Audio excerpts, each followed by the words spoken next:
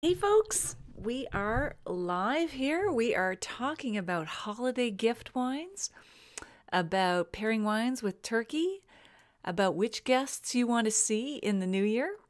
Um, just a few minutes to get going here because of some tech issues. Imagine that, tech issues.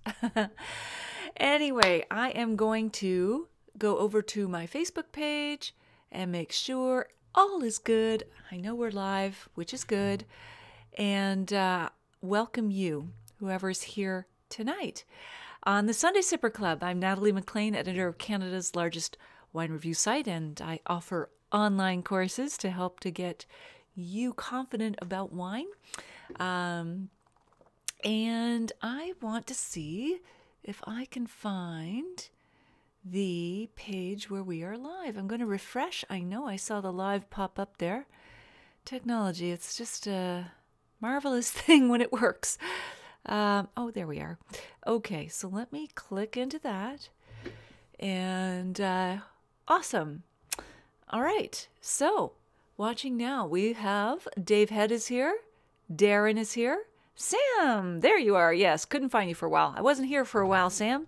I didn't have the usual schedule thing, and it took me a little bit of like 5 minutes to get the tech working. All right, I'm so glad you're here. And Annie is here from Panama. Sam's in BC. Dave's in Cookstown.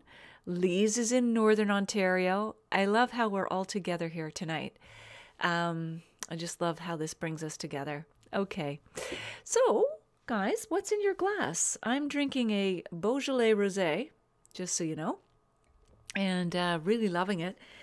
I love rosé even at this time of year. I know the weather has turned, but I find rosé light and refreshing and absolutely perfect with holiday turkey. Holiday turkey or roast chicken, it all works. Hello, Phyllis is here from Stayner, Ontario. She owns a wine and cheese shop. Phyllis, put it up, a link to your wine and cheese shop in the comments so people can find you. And again, where are you driving distance from? So we're all stocking up on cheeses for the holidays. And Phyllis is an expert in both wine and cheese, and she has her own cheese boutique in Ontario. Lee's in Northern Ontario. Hello to you, my dear. Darren is here. Very, very nice. I have yet to try the Rosé Beaujolais. Dwight is here. Dwight, is this one of your first times here or saying hi? I love it when you guys chime in and say hello. I really do. I appreciate that because I know who's here. You don't have to have any expert comments. Hi, where are you logging in from? What's in your glass, even if it isn't wine? How's the weather where you are? It's cold here. Not as cold as it's been, but it's pretty cold here in Ottawa. Lee says, I just tanked a drink mixed with sinful cherry liqueur distilled in Hearst mixed with tangerine salad and Pellegrino. That sounds like something. Paul and Patty are here from Virginia. Annie is drinking Gerard Bertrand Côte de Rosé in Panama. How warm is it in Panama tonight, Annie? Elaine Bruce is here from Calgary. Dwight, yes, I am in the Seven Seas Winery in Missouri. I love this. Welcome, Dwight. Don Neff is here from Pennsylvania, right, Don? Or is it Ohio? I should get them straight. Melody is here. Melody Nobert. Hi, Melody. What's in your glass, guys? Okay, so I said we would check. So what happened tonight is I did have a guest lined up, but she did have to cancel for health reasons. So we are doing another open mic night. Next week, we are back on track with Maureen Downey from San Francisco. She specializes in wine fraud. It's going to be a great discussion. And she's got this new technology based on blockchain. Don't even ask me. I need to ask her. Very fancy pants, high-tech way to detect wine fraud, wine fakes. It's going to be a great discussion. I can't wait. If you remember, we had Pete Hellman, who wrote the book in Vino Duplicatas about wine forgery. Now, Maureen is in that same sphere, except she runs a consultancy out of San Francisco, and is going to be talking about the ways that they physically and through technology detect frauds and fakes. And the practical takeaway for you is if you buy at wine auction or you ever buy from a private dealer or someone personally, you'll know how to spot the real from the fake. I just think it's like true wine crime. You know, that's the most popular genre when it comes to podcasts. She's got some great stories to tell about fake wines. You're going to love it. It's hot always in Panama. Right. Don, Ohio. Ohio Don. I'm going to remember that. Dave Head. Claire, his wife, is drinking Foreign Affair Dream, the Apassamento red wine from Niagara. Mark is tuning in from Elora, Ontario. How far is Elora from Toronto? It can't be far, right, Mark? He's drinking the Tomasi Italian Amarone in his Zalto glass. I've got a Zalto glass too. I love these Zalto glasses. And I just need to reiterate, no commercial affiliation. I just love the glass. It's just so light and it makes the wine taste great. Speaking of wine, makes me thirsty. All right, Lee says, how about you tell about the cellar in the new house? I haven't been there, so I'm dying to know. Well, cobbler's kids, you know, or cobbler's shoes or whatever they say. The cobbler always doesn't have the best shoes. Well, the wine writer doesn't always have the best cellar. So I have very, very basic pine racks, Lees, in my basement, which is not temperature controlled, but it is cool year round. So we're in a new house. So the temperature is not going up and down. So that's great. We have the lights off all the time, so no light worries, and the humidity is just fine.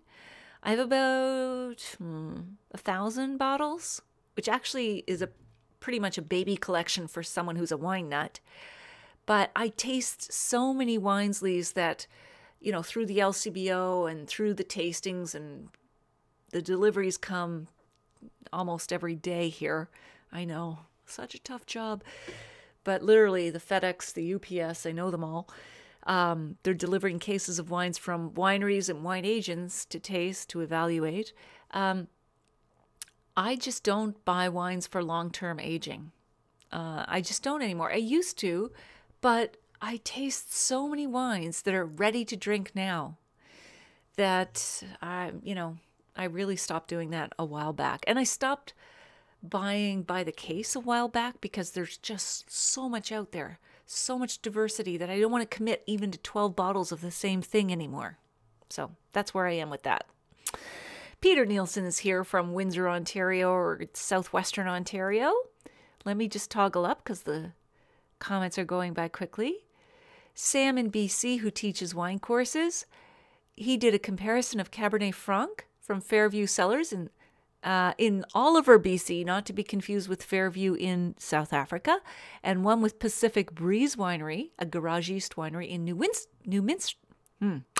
Westminster, BC. How did that go, Sam? Who won? Which did you like best? We'd love to know. Lee's husband loves that wine. Okay. Dwight, I am drinking my Liquid Sunshine, an orange blossom mead. So that's made from honey, right, Dwight? Paul in Virginia. Hello. Raining here, no snow, but 35 miles away from Williamsburg, Virginia, they've got nearly 7 inches of snow. Patty and I have peppermint coffee tonight. Are you going to put anything in that coffee, Paul? Mark, Elora is 20 minutes north of Guelph. Okay, about an hour to Toronto's West End. 4 hours to downtown. Gotcha. Beverly is here from SoCal, Southern California. Phyllis Stainer, Ontario. It's on its way to everywhere else, like Collingwood, Wasaga Beach, Divine Wine, and the Cheesy Wine Quarter. Both one stop on She Gives the Highway. So guys, she has a cheese boutique. Click on her links if you're anywhere near that area, because holidays are a perfect time for wine and cheese. Lori Kilmartin's here from Ottawa. Dave is giving a link to a long Facebook photo, which I'm not going to click on right now, Dave, if you want to tell me what that is. Lori, she's sipping on Prosecco. Dinner's in the oven. What's for dinner, Lori? You always make me hungry. Deb is here from the West Coast in BC. Hello, Deb. Paul, yes, peppermint schnapps. Good man. So it's not just peppermint coffee. You've got some schnapps in there. Lise, what do you enjoy with your rosés? Sometimes I feel like they're hard to pair versus just sip on their own. Lise, I love rosé on its own. And again, this is not just a summer wine, but this would be perfect with holiday roast turkey, roast chicken. What else? Seafood, shellfish, vegetarian dishes, creamy cheeses, everything that's like nutty cheeses like a Gouda. Lots of matches. Lots of matches. Everybody chime in. What do you like to pair with rosé? And who's got some favorite holiday wines? I want to hear from you. What do you love with holiday turkey? Turkey can be a dry meat, particularly if I'm cooking it. I don't cook. What do you like to pair? I love Zinfandel, rosé, sparkling wine, Pinot Noir, Gamay. But what do you like? And if we've got some specific wineries and labels, pile them on. Let's hear from you. Excuse me. And take a moment to share this. As always, we love to share the conversation and invite other people to join us. And I will be drawing for a winner from last week's discussion. I've got a special thing for you tonight. So you want to share this and also tell your friends and family and followers why you're sharing this. I had to take a sip. Here's what I have for you tonight, or the winner, who I'll announce next week. The Wine Lover's Daughter by Anne Fadiman. So her father was a gorgeous, gorgeous writer, Americans, and he is responsible for quotes like, cheese is milk's leap toward immortality. He has a whole lot more. She's brilliant. She, I think, either went to or is a professor at Yale University, edited a prestigious literary journal, and she's written this, and it's gorgeous. Her prose is gorgeous. So that is what we're going to draw for the prize for people who share tonight. I'll announce it next week. And I'm also going to announce a winner at the end of tonight's discussion for another one of these. She's so generous. She sent me 3 copies. So whoever shared last week's video is winning one of these. Whoever shares this week's video is winning one of these, including if you're watching the replay during the week. I'm not going to announce it till next Sunday at 6 p.m. on the Sunday Sipper Club, where we gather every week to talk to interesting people, or we just talk to ourselves like tonight. Okay, I'm going to go back to the comments. Let's see. My goodness, we're piling in there. Good, good, good. Okay. Hey, Deb. Pinot Noir is in Deb's glass. Roast chicken in the oven. Waiting for the snow. Oh, okay. We'll send you the snow. We've got lots. Well, actually, we don't have lots in Ottawa. Lots of... Oh, we've got some thumbs and hearts. Somebody's crying for some reason. Perhaps it's weather. Hopefully it's not this conversation. Lori says, chicken Alfredo tonight. It's been Christmas party weekend. Ah, so simple. Darren, the best pair for rosé is a warm summer day on the back deck. Yes, Darren, but what are we going to do at this time of the year? I totally agree. Lise, turkey, anything fruity goes with turkey. Yep. And nothing with tannin, none of that dry mouth. Cabernet, I think, a young Cabernet would be the worst match possible. You got dry on dry. Beverly says, Clos Pepe, Pinot Noir. Clos Pepe. Where's that from, Bev? Lori says, depends on the rosé. Let me back up here. Sparkling Pinot or a Shiraz are great, are more robust, so better with food. It's a good observation.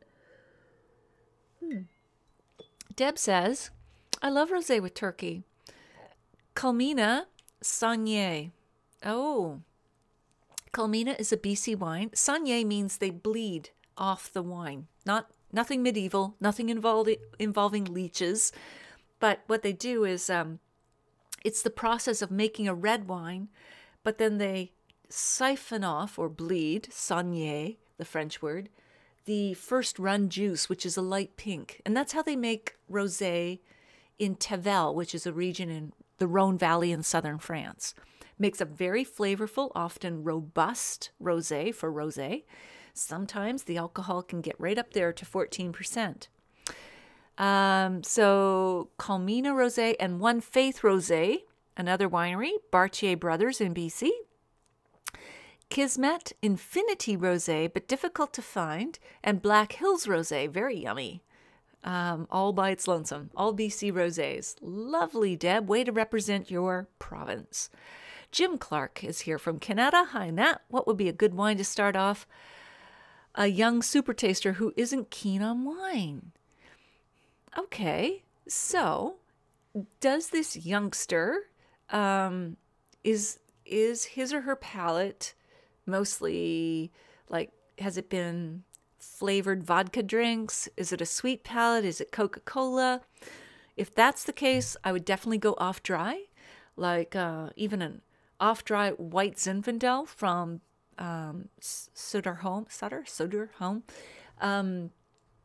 or an off dry Riesling. So we want wine with training wheels, and that's not to disparage the wine, but you don't want bone dry, I think, when it comes to a beginner wine taster who's super sensitive. You want off dry. You want a bit of sweetness. And I think going the rosé white route would be a good first way to go. If you want to go with red, then we're looking at a Pinot Noir from the New World. So it's juicier, riper, more cherry berry. Connoisseur Pinot Noir from Chile, $14, cherry berry all the way. Something luscious and medium-bodied and smooth, no tannins, is a terrific way to go there, Jim.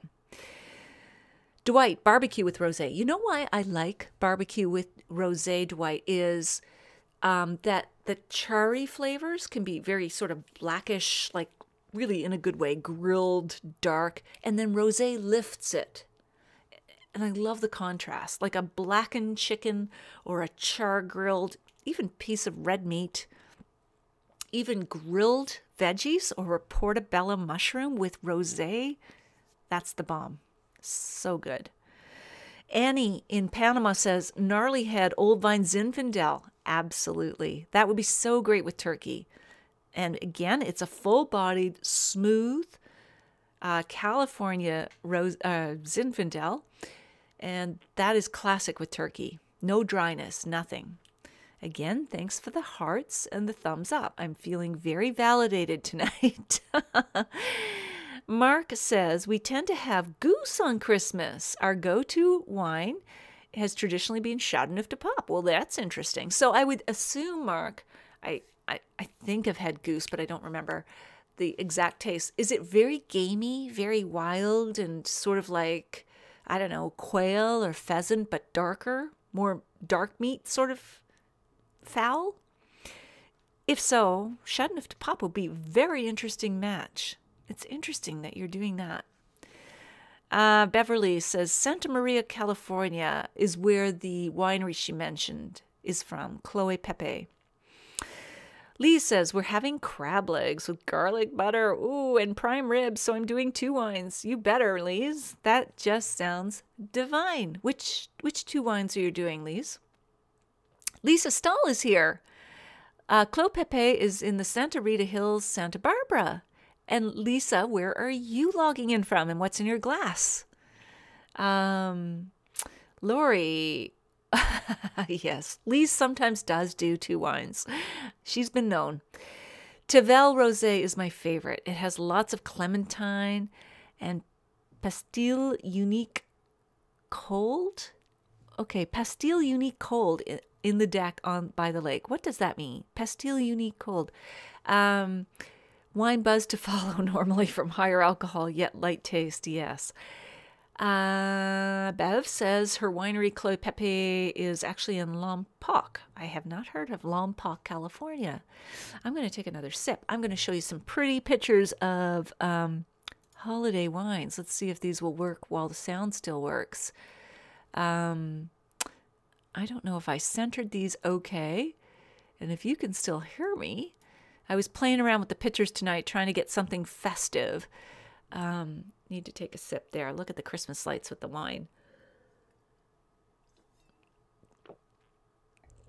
Anyway, back to regular programming.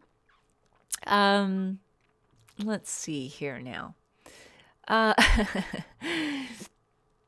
Darren says, what time do you want us to come over, Lise? I think you all are both in Northern Ontario, by the way. Just saying. Deb, it's very rich, her wine. Peter, Liz is making a meatloaf tonight. Hers is very good. Got a recipe that you could post, Peter? So we finish off the rest of the half bottle of Amarone. Peter's in my wine and cheese pairing course. And so is Elaine Bruce. And so is Annie from Panama. I just love this, how we all gather from different points of this planet. So he's finishing off the Amarone that we were tasting with cheeses this week. And a cheap red wine, Lois. Still struggling to pronounce that, from Portugal. Actually, I think Lois would be nice with meatloaf. It's pairing nicely with a mild cheddar from Wednesday night. The Pacific rocks with the Alexis de Portneuf. It will all be gone by supper time. Perfect. Happy ending. Elaine says, best Christmas meal is duck. Jamie Oliver's Christmas duck is the best pork gravy. Elaine, please do us all the favor with posting links, if you have it, for Jamie Oliver's Christmas stuck duck. It's stuck duck. I know, that's autocorrect, isn't it? Lee says, I find the Tavel Rosé sometimes has pastille, a bit strawberry, like I like it cold on my deck. Okay, pastille, do you mean like cough drop? Cherry pastille cough drop flavor? Is that what you mean by pastille? My French isn't on point, Lise, so define pastille. I'm intrigued. Lisa Stahl is here from Ventura, California.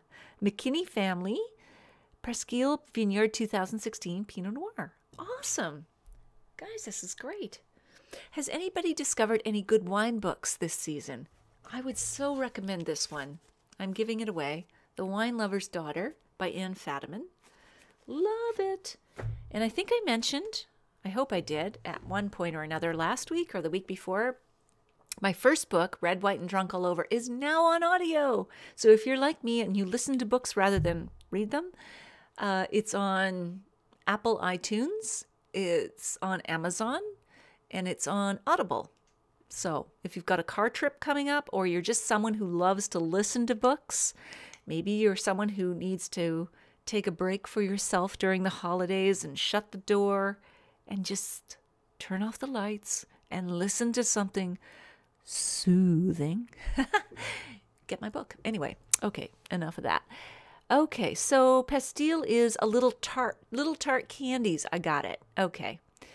Yes, Darren is saying, is this the recipe? Darren may have found the recipe. Dave Head says, wine party at Lisa's camp next summer. Yes. Oh, yes, Annie. The Telling Room is excellent. That's a book about a world-famous cheese. Annie, on your recommendation, I bought that book on Audible, and I am 1/4 of the way through it. So I need to keep going with that. I have an attention span of a squirrel or a sparling, so I download books and then I keep starting them over and over again. So I will have to continue with that, Annie. Tell us more about that book. Mark, thank you. Thank you for recommending my book. You listened to it recently on a road trip, I think, right? All right. So what's in your glass, guys? If you have not commented and you're just watching, please tell me what's in your glass. I have got a Beaujolais Rosé that I'm really loving. Light strawberry fields forever. That's great. Lise, crab legs with garlic butter. Lise, you're making me weak. Paired with some Susan Balboa Torrontes from Argentina, white, aromatic white. And perhaps a foreign affair dream for the prime rib. Woohoo! Dave, Adventures on the Wine Route. Isn't that a classic, Dave? A Wine Buyer's Tour of France by Kermit Lynch. Kermit Lynch is a famous, perhaps the most famous wine merchant in the United States. He lives in Berkeley, California, and he and Alice, oh, remind me, I went blank. She runs Chez Panisse. Alice. Okay, so they're both in Berkeley, and she was doing the artisanal foods, he's doing the artisanal wines, and he hand-selected all of his wines. He went to Bandol and discovered one of the best rosés ever on the planet. He was kind and endorsed my book. But more than that, he is brilliant. He really dug in, got to know these obscure winemakers, and his book, you need to get it. I think it's only physical copy, so paperback or hardcover. I don't think there's an audio version, but correct me if I'm wrong. Okay, let's go up here because these things are flying past me. Annie Bedard, I keep reading it. Took me 2 weeks. Okay, Annie. Phyllis, we're off to Sarasota in late December and looking forward to hitting the Costco to check out the wine deals. Wonder if our Costcos will ever do wine. I hope so, Phyllis. We're going to Florida in March, and I love going to Costco. I love it. They are the biggest seller, either in the United States or worldwide, of first growth Bordeaux. That's right, first growth Bordeaux. We're talking Chateau Margaux, Chateau Latour, Rochelle Mouton, all of those. They actually do it. Okay, Mark. I love the Wine Folly book. Did you get the new Wine Folly book, Mark? The Magnum edition? That's Madeline Pluckett, who we've had on the Sunday Sipper Club. She is a dynamo. Lives in, I believe, Seattle. So she's got a new book out. Yes, you should, Lise. Sam, I highly recommend 2 wine-themed suspense novels, Crush by Jennifer Fraser and Wine Runs Through It by Patrick Ember. Sam, would those 2 people, authors, be good guests on the Sunday Sipper Club show? That sounds intriguing. Annie, Guzman cheese from Guzman, Spain. That sounds like an interesting cheese. Beaujolais Rosé is Gamay, right? Yes, it is. That's right, Darren. Historical wine and cheese. Michael Pernitti. Okay. Elaine. Okay, now I'm losing the track. Yes, okay, so that's the recipe that Darren came up with. Easy peasy. Excellent. Lise, I'd like to win your book. Okay, Lise. Darren, which version do you have, Mark? The original or the new one? I've been eyeing that one recently. Okay. I think you're talking about Wine Folly's Magnum book. Awesome Beaujolais. Doesn't taste like Beaujolais. It doesn't taste Gamay-ish. It tastes more like Provence rosé. I should check the grapes, but I'm assuming, given it's from Beaujolais, I would have to assume it's Gamay. It's on sale now, I think, in the LCBO.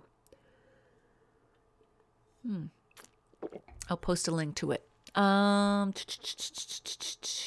Okay, let me back up here. Dave, Bishop's Cellar in Halifax imports some of Kermit Lynch's wines. Wow. My mom lives in Halifax, and I'm going in February, Dave, so I'm going to definitely look up those wines. Lise, I tried to read The Cork Dork, but had to put it down. Okay, so we had Bianca Bosker, New York Times bestselling book. Interesting, Lise. Okay, so I listened to it on audio. I loved her and her voice. Don't know if you're into audiobooks, Lise, but I love that way. I feel like it takes me back to childhood when my mom used to read me books. I love that way of consuming books. Annie Bedard, The Billionaire's Vinegar. Yes.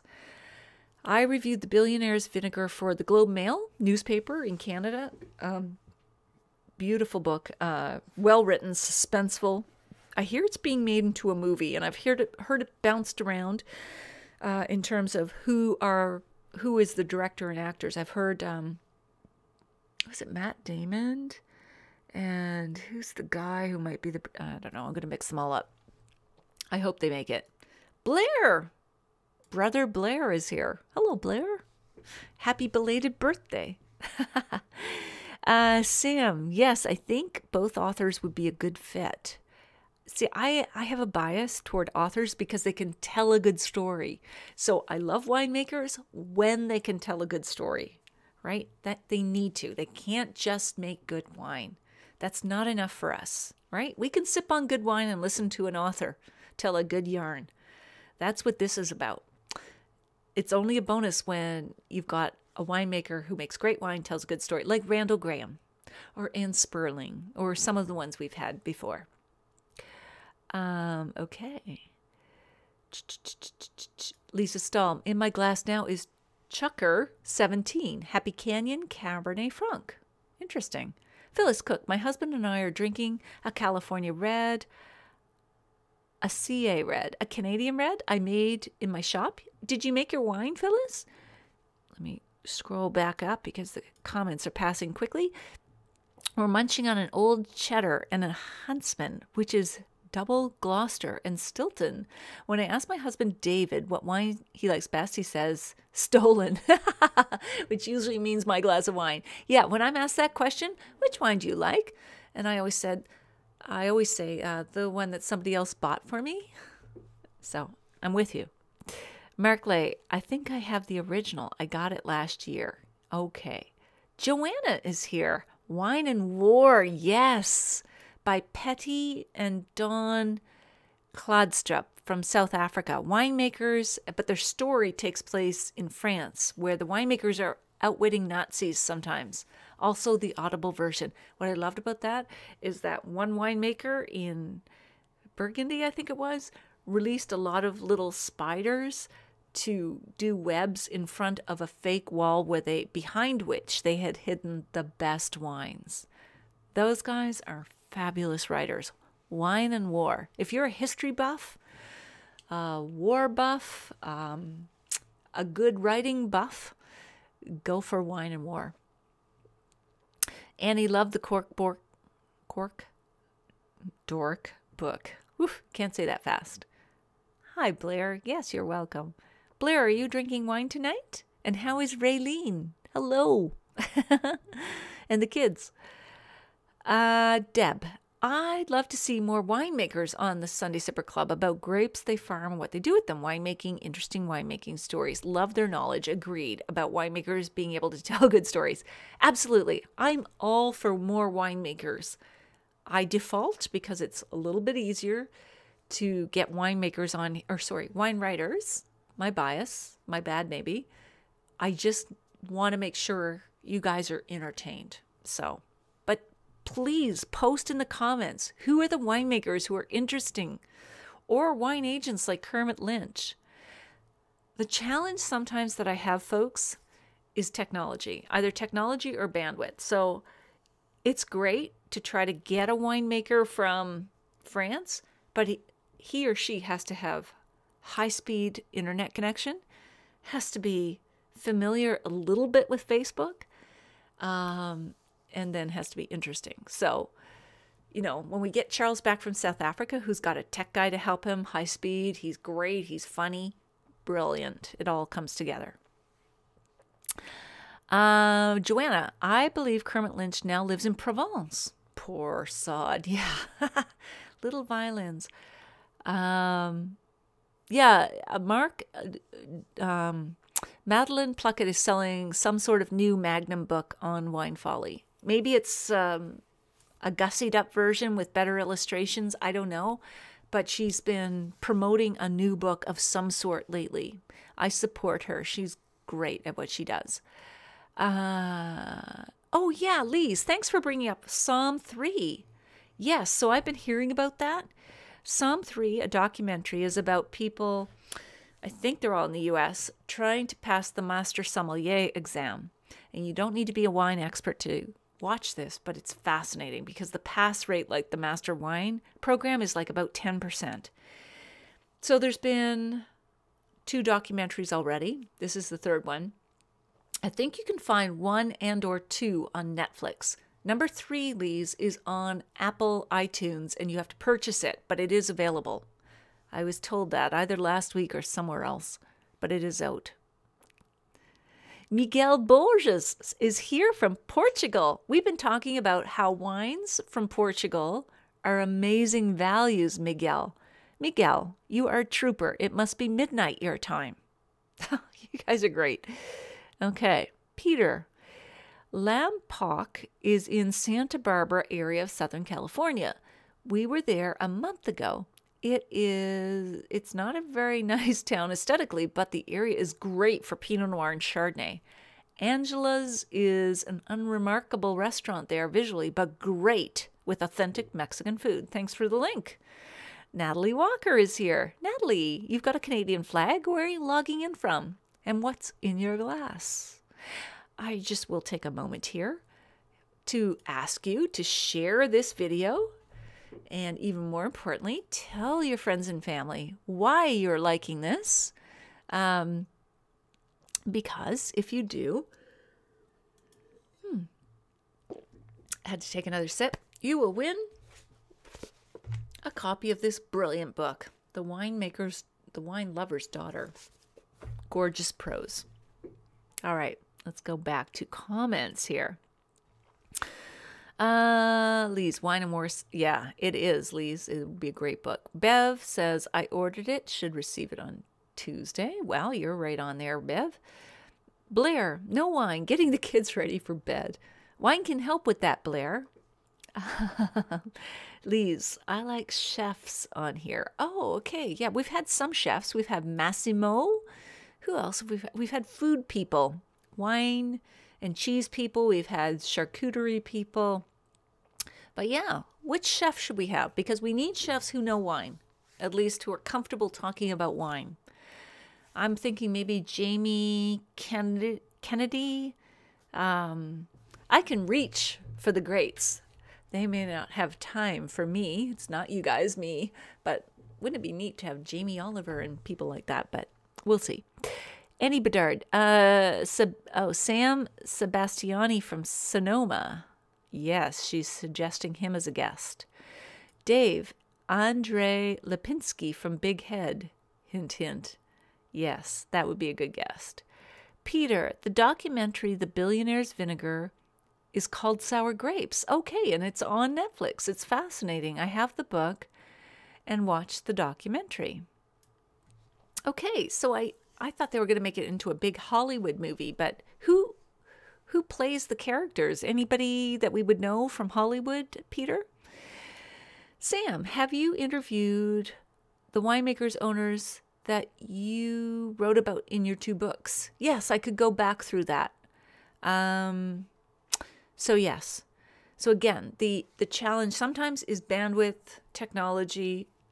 But yeah, I should comb back through my own material, Sam. It's a great point. So Charles Back was in Unquenchable.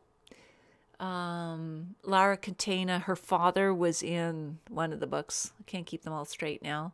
Randall Graham was in one of my books. So I do some of them. Yeah, it's a good suggestion, Sam. Darren, he does amazing things with wine, loves his wines, and when he was making them at Culinary, I now love his stuff at Big Head. Yes.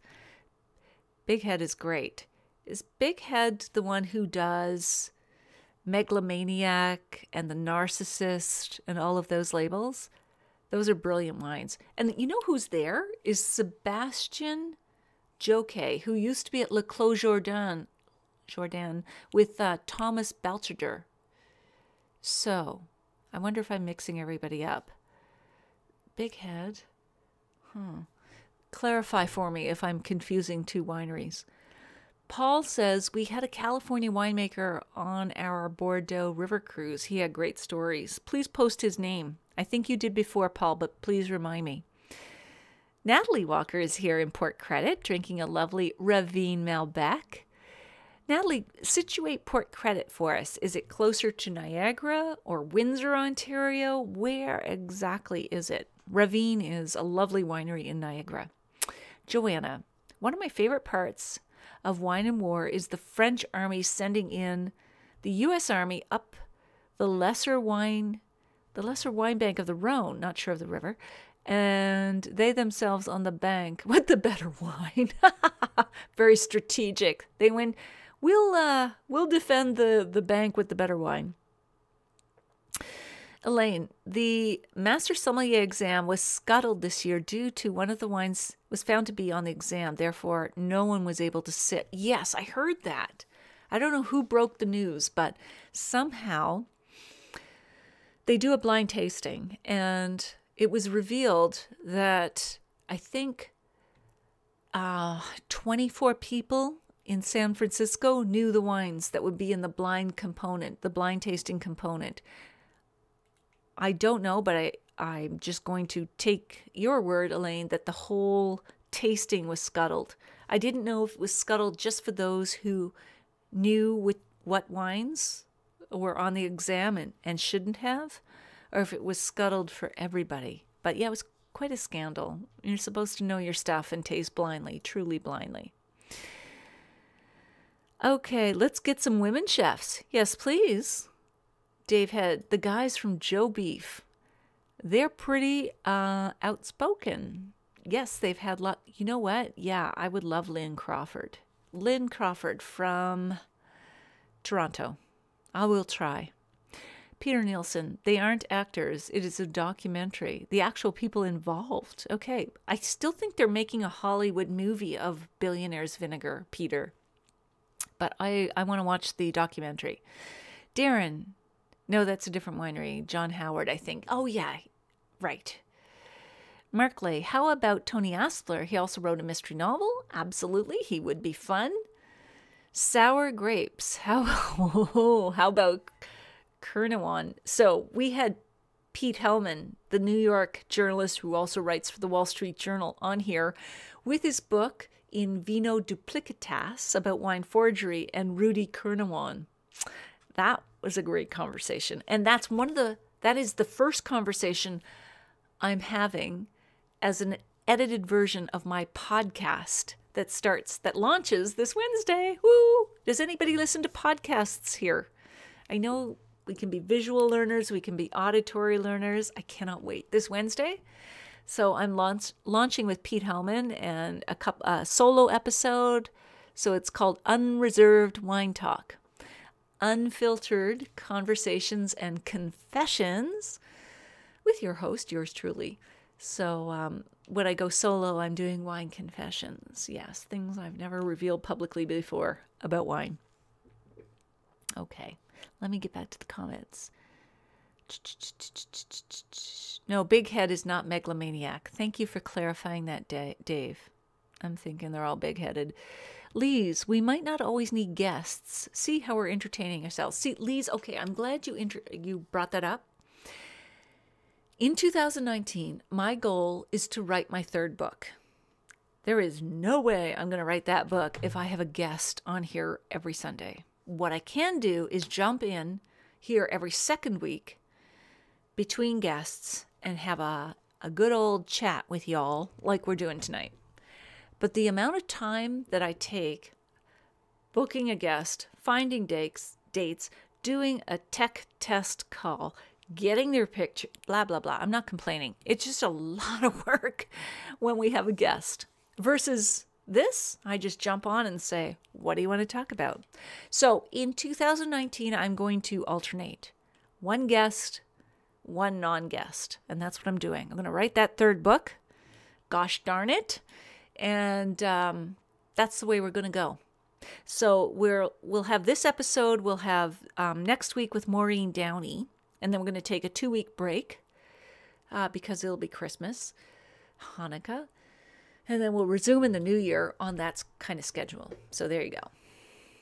Darren, There is a member on this page, can't remember her name, but she is involved in the wine industry in India. That would be an interesting, yes. Reba, or yeah, she was here when somebody else was here. And one of our guests, Reva Singh. She edits the largest wine publication in India. I should definitely have her on the show. She just subscribes to the newsletter. That's why she was here. It's like, okay. Big head equals wine. Megalomaniac equals ego. All right. Let me just have a sip. Brian Kagate McLean. Gathering of the McLeans. Signature Hits TV. Brian, give me more details. What are you talking about? Is that something wine related? And Brian, where are you logging in from? You're a Mick, I'm a Mac, but that's okay. From the New Yorker. The scandal about the master sommelier exam. Thank you, Deb. We all love us a good scandal until we're in the middle of it. More on that in my third book. Paul. Okay. He is Tor Kenward, Tor Wines. His wife, on your cruise. His wife discussed food and wine pairings. He studied in Bordeaux and had worked at Beringer Winery in California for 20 years. Lise, how about some wine educators? Absolutely. Hello, Anne McLean, a.k.a. Mom. Hi. Lise, wine confessions. That could be juicy. Let's do that. I'm doing it on my podcast.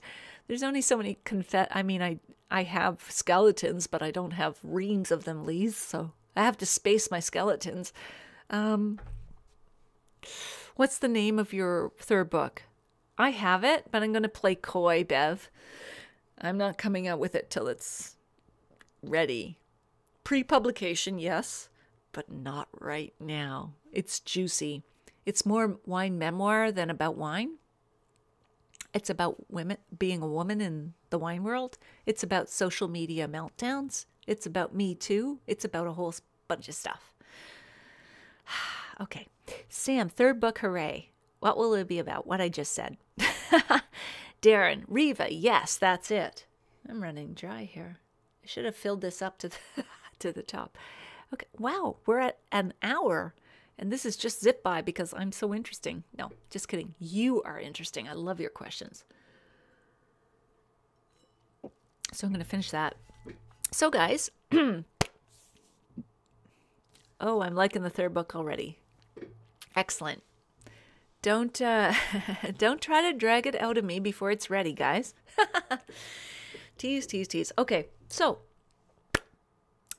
the person from last week. Oh, yes. So I need to announce the winner from last week. I don't know if he's still online. He was online with us earlier. And that is Peter Nielsen from Windsor area is getting a copy of this book for his share of last week's video. Remember, you could win a copy of this book. I've got 3 copies. If you share the video right now, go ahead and share it. Even if you're watching the replay, share this video. I'll announce next week who wins this based on their share. Just tell your folks, your friends, your family, your followers, why they might like this conversation. And you could be getting this in the mail. All right? It's lovely. She is a gorgeous writer. Love it. What's the link to your new podcast? The word confessions always makes it sound juicy. Yep, that's the whole point. Beverly, congratulations, Peter. So I will jump in after this video is over, as I always do, and I will post the link to the new podcast. It is live right now. So I've got the just intro episode, which is just, here's the podcast. But 2 episodes come out this Wednesday, Wine Wednesday, and they're juicy. They're really juicy. They're very confessional. You're going to love it. Okay. Paul, this tonight reminds me of your first few casts long ago. Really enjoyed this. See, I love this. I have that sort of deep, direct, immediate connection to my most loyal followers. And it's the least amount of work. I just realized I actually need to talk directly to you guys.